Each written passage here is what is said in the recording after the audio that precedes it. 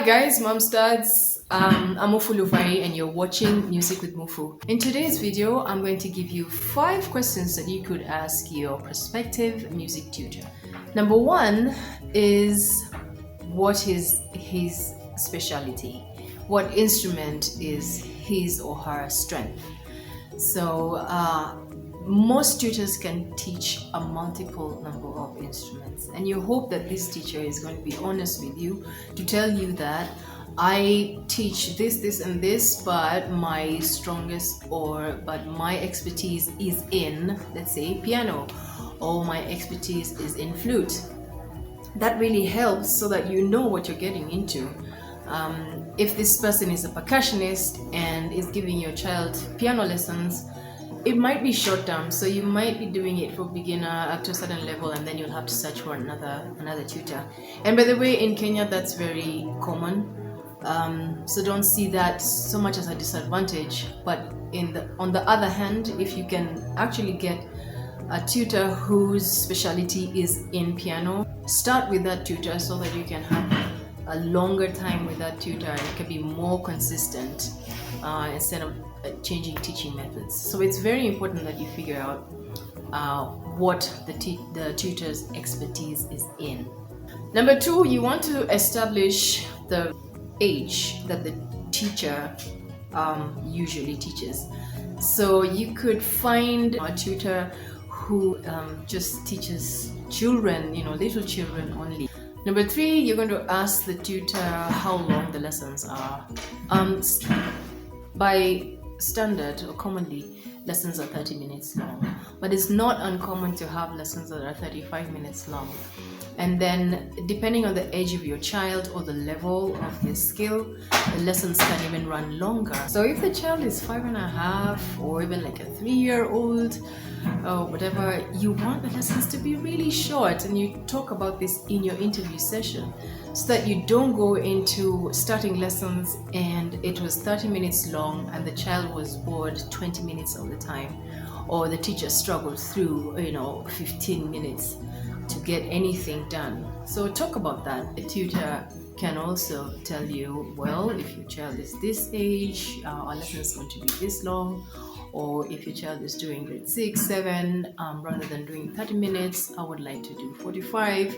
I mean, you need to come to that kind of agreement during your interview. Because you can imagine if the child is in grade 8 level, 30 minutes of a lesson is pretty short, to be honest. Beginner, intermediate, or about 9, 10, 11, whatever, intermediate, you can go up to 30 minutes lessons, and that's fine. And for the more advanced students, you can take lessons up to 45, even an hour per lesson is normal. 4, you want to discuss, of course, the price. How much is this teacher going to charge you? It's not very easy to really establish the grade or the level of expertise the tutor is in, because it's just by word of mouth. We don't have like a licensing body or a place where you can check to see if this is a qualified tutor and so on. So whatever rate that teacher tells you, it's just up to you to take it or leave it. If a tutor says I charge 1,500 per half hour, take it or leave it. If they say that it's 1,000 shillings, take it or leave it. Negotiating is not really good practice. It's such a Kenyan thing, but I wish that wouldn't go into actual music lessons. So that said, here in Kenya, the rates could really vary. Really vary, by the way. Someone can tell you that they would charge as little as 500 for half an hour, and there are those that would charge 3,000 shillings for half an hour. Really, take it or leave it. It's value that you're going after. That 3,000 shillings per half hour might be worth every cent, and also hopefully you can also see the results, like where your money is going. So definitely discuss the price.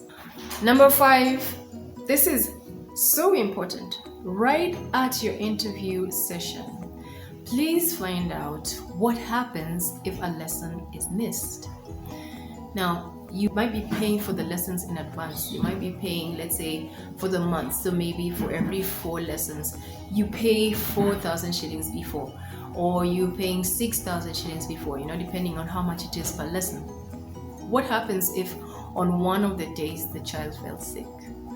What happens to that money? Because the lesson was paid for. So you need to discuss that with the tutor so that you can know how the compensation works, if there's any compensation, or what kind of things could cancel a lesson. Obviously, illness can cancel a lesson because you cannot teach a child who is unwell. But there are things like birthday parties that come in the way. There are things like family visits that also happen. There are school trips. There are a number of things that can end up canceling our lesson. So you want to know beforehand what's going to happen if a lesson is not taken. And you also want to know what's going to happen if the teacher misses the lesson. All right? So it's not just the student missing.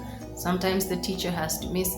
And it's good to talk about that before the lessons actually start, so that it's not, you don't find yourself tense with, like this bad energy developing between you and your child's tutor because lessons are being missed and then there's no compensation, or the compensation is not very clear. I hope this video was useful, and I'm hoping that you will take the next step in your child's musical journey. I also have other tips in other videos, and so see you in the next video.